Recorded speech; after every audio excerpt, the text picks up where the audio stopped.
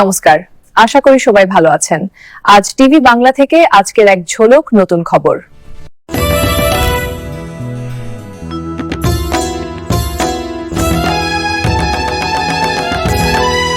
আগামী বছরের পুজো ও বড়দিনের সিনেমা রিলিজ ক্যালেন্ডার তৈরির কাজ শুরু করেছে ফেডারেশন ও ইম্পা। এই নিয়ে শনিবার ফের বৈঠকে বসে দুই সংগঠন।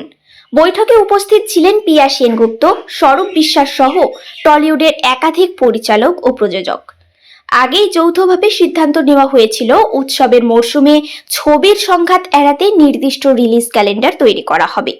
এখন সেই পরিকল্পনাই বাস্তবায়িত হচ্ছে। বৈঠক শেষে ফেডারেশনের তরফে জানানো হয়েছে, আগামী বছর পুজো ও বড়দিনের রিলিজ সূচি মোটামুটি স্থির হয়ে গিয়েছে। ফেস্টিভ্যালের সময়ে মূলত বিগ বাজেটের ছবি মুক্তি পাবে বলে সিদ্ধান্ত নেওয়া হয়েছে। তবে কবে কোন ছবি মুক্তি পাবে তা এখনো চূড়ান্ত হয়নি।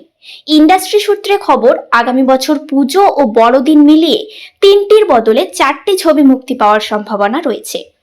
সবচেয়ে বড় জল্পনা ঘুরছে পুজোর মুক্তি নিয়ে। পরিকল্পনা অনুযায়ী সবকিছু এগোলে পুজোর মরশুমে টলিউডের দুই তারকা দেব ও জিতের ছবি একসঙ্গে মুক্তি পেতে পারে।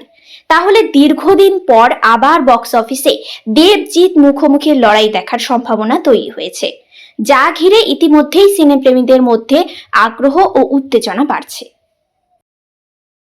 আজকের খবর এখানেই শেষ। কেমন লাগলো জানাবেন, সাবস্ক্রাইব ও শেয়ার করবেন। আপনারা ভালো থাকবেন।